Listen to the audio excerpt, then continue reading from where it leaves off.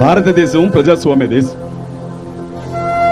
ఈ దేశానికి రాజ్యాంగాన్ని రాసిన వ్యక్తులు ఎంతమంది అయినా దాన్ని పూర్తి చేసిన వ్యక్తి మాత్రం బాబాసాహెబ్ అంబేద్కర్ గారు.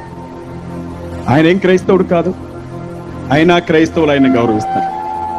ఆయనే ముస్లిం కాదు, అయినా ముస్లిం సహోదరులు ఆయన్ని గౌరవిస్తారు. ఆయన హిందువు కూడా కాదు, అయినా హిందూ సహోదరులు కూడా ఆయన్ని గౌరవిస్తారు. క్యారెక్టర్, ఒక వ్యక్తిత్వం ఉండాలి. ఆ మహానుభావుడు రాజ్యాంగాన్ని రాస్తే బ్రిటిష్ వాళ్ళ పరిపాలన ఎలా ఉంటుందో కళ్ళారా చూసిన ఈయన బ్రిటిష్ వాళ్ళ కంటే భయంకరమైన వ్యక్తులు భారతదేశంలో ఉన్నారు. రాజ్యాంగాన్ని కానీ మనం భద్రంగా రాయకపోతే, రాజ్యాంగాన్ని కానీ కట్టుదిట్టంగా ఏర్పాటు చేయకపోతే, తెల్లవాడి కంటే ఇక్కడుండే కొంతమంది నల్లవాళ్లు ప్రమాదకరమైన వ్యక్తులు అని తెలిసే 7 హక్కులు, దాని చుట్టూ అల్లికగా న్యాయ వ్యవస్థని, ప్రభుత్వాలని, ఎలక్ట్రానిక్ మీడియా, ప్రింట్ మీడియాని 4 స్తంభాలను ఏర్పాటు చేసి వెళ్ళిపోయాడు ఆ మహానుభావుడు. ఈరోజు